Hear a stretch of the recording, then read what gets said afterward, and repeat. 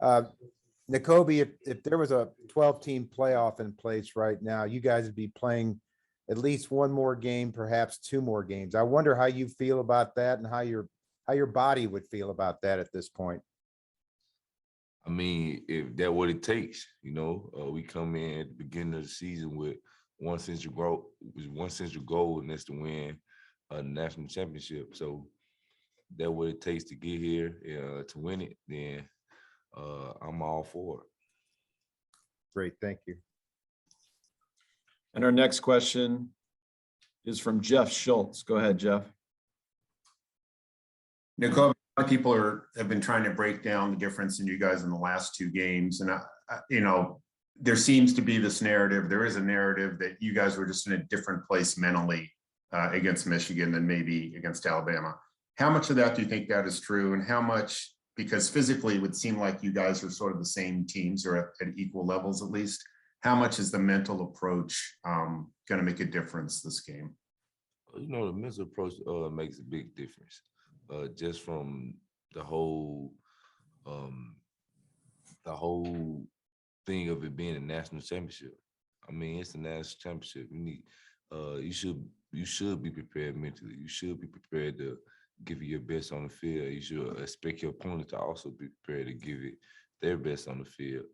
So the mental and physical preparation for it, I feel like should be second to none. And our next question will go to Heather Dinich. Go ahead, Heather, with your question. So for the first 12 games of the season, you guys were phenomenal defensively, statistically, and then obviously it came unraveled against Alabama. How much do you guys have to prove to cement your place in history as one of the best defensive teams at Georgia against Alabama in this second shot against them? As far as proving, I don't feel like we going in with that mindset that we got to prove anything. We just going in with the same mindset that we always go in, and that's to be elite, and have complete dominance. And it's one main goal for this last game, and that's to win. So no matter how it happens, how ugly, how pretty it is, it's just one main goal is just to win this game. And our next question is from Mark Weiser. Mark, go ahead with your question. Hey, Nakobe. Jamari was on here earlier saying that you guys can't run away from the truth about the history of success Alabama's had against Georgia. You didn't have any history with Michigan. You do with Alabama. Is that in the back of your mind, for this game? Is it motivation? I mean, a motivation factor, of course. As many times I've played them, that's as far back as I'm thinking though. Just as many times I've played them, I can't speak too much on the past. I don't like to dwell on the past at all. Just the present me being here. I didn't play them back then, back in the day. So right now I'm just focusing on winning this game. That's the only thing that's on my mind and on my teammates' mind also. And our next question will be from Chip Towers. Go ahead, Chip. Yeah, kind of on that note, Nakobe, you talk about how many times you guys have played Alabama. I mean, it's his third really significant game against these guys in the last 2 years. Would you call Alabama like, Georgia's biggest rival? Is it like the biggest rival for you? I mean, it's a rivalry, of course, because, everybody hypes it up. Our coach, once coaching underneath the other coach. So yeah, everybody hypes it up. Of course, it's a big rivalry, and it's an SEC game. But as far as this game, it's a national championship. It's a national championship that I feel like everybody should be prepared to play at their best level, at their highest clip. And like I said before, the only thing that we focus on is winning. No matter how we get it done, we just got to get it done. And our next question is from Palmer Toms. Go ahead, Palmer. This is Connor.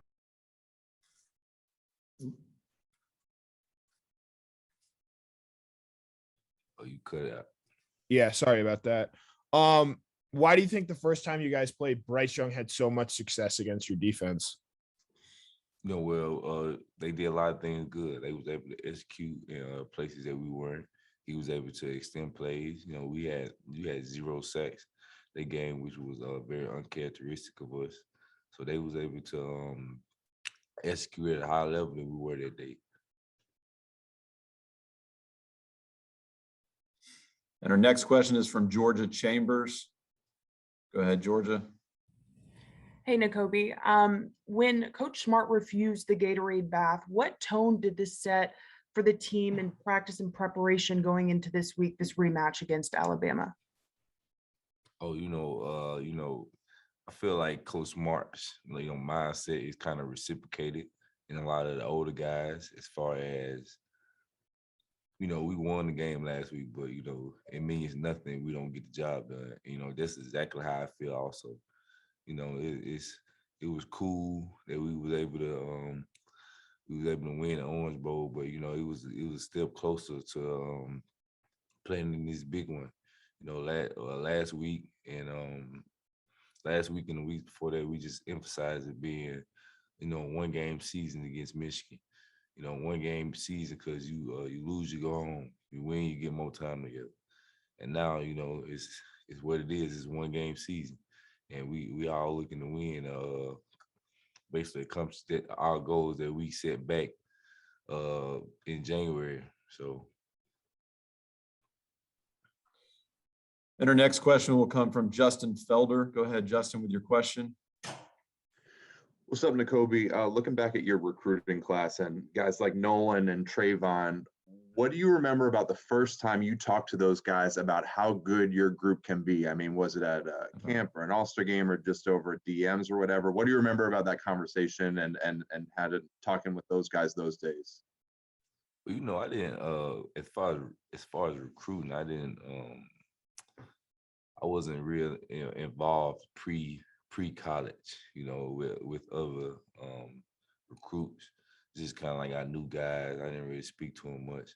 But after we got on campus, actually the guys you said, Nolan, Trayvon, and Trey, was all roommates. So I do remember having them talks in the living room, talking about how good we can be. We just gotta keep working to get better every day. Coming in knowing that it's hard, coming in and all getting back to the room at the same time and just being, tired as all get out. But just knowing we gotta stay the course, continue to work and get better. And our next question will come from Anthony Dasher. Go ahead, Anthony, with your question.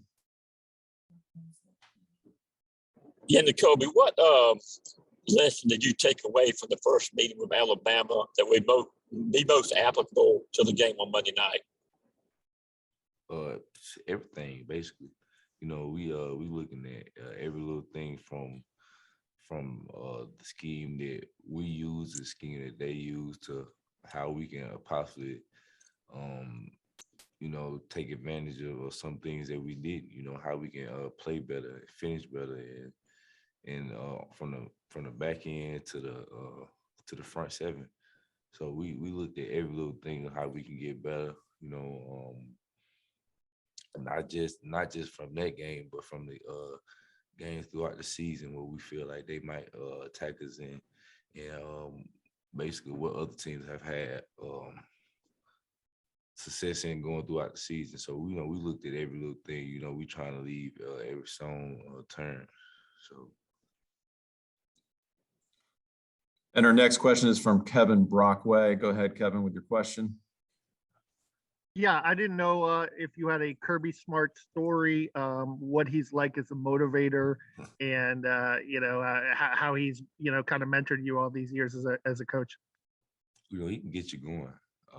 If you ask me, a lot of guys at this point, a lot of guys, if you just kind of seen them, you wasn't around them all the time in practice, you'll think that when he's coaching and he get all riled up, you'll think he's kind of like he kind of tripping a little bit. But he coming from I feel like every time, I don't feel like he's bad at all. I feel like he coming from a great place.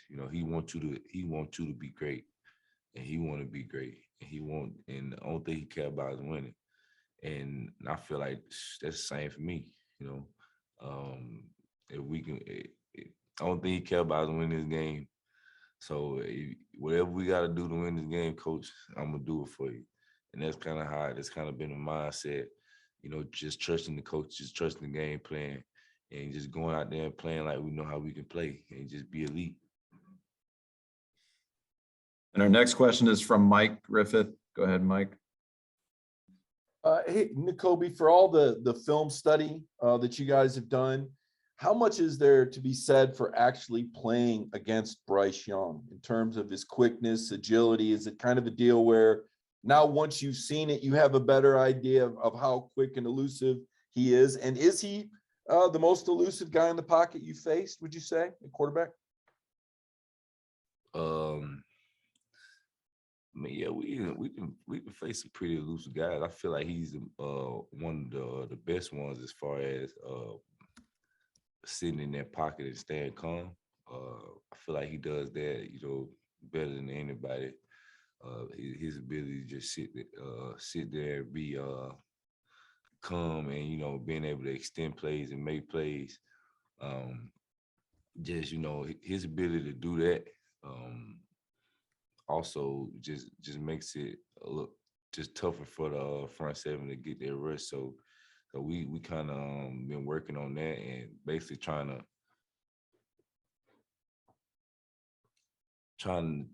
to make it a different outcome than last time, but we had no sacks. Very uncharacteristic for us. And our next question will be from Alan Cole. Alan, go ahead with your question. Hey, Nakobe, you mentioned preparation earlier in this, and I was wondering, how is preparing for a team you've already seen this year different than maybe a normal week of game prep, like in the regular season for a team you're only going to see once? Is there anything different that goes into a rematch?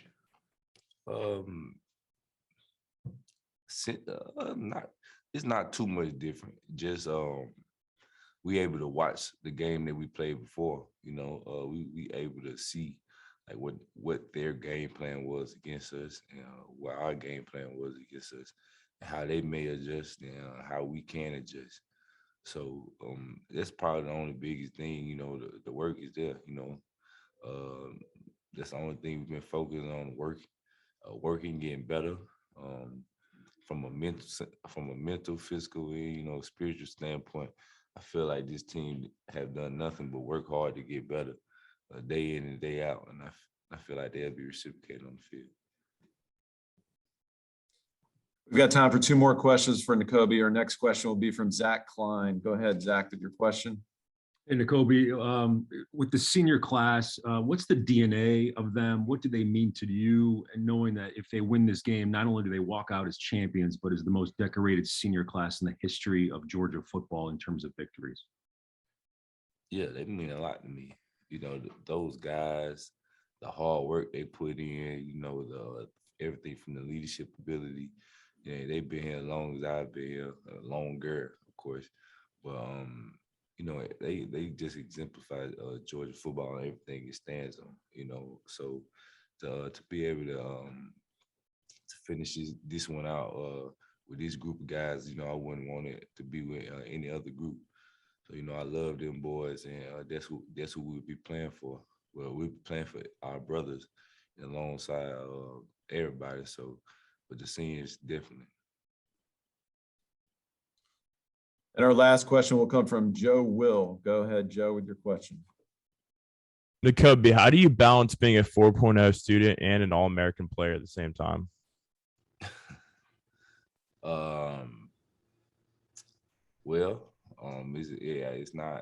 It's hard. I mean, I'm not finna just try to sugarcoat it. It's like been a lot of long nights, a lot of times where I don't get that much sleep, but you gotta try to find your balance. There's a lot of things you first get to college that they say you can do in the recruiting thing, because they want to get you, of course, and then it's like you get here, it's way harder than they'll probably made it appear. But that's college, that's life, that's growing up, that's maturing.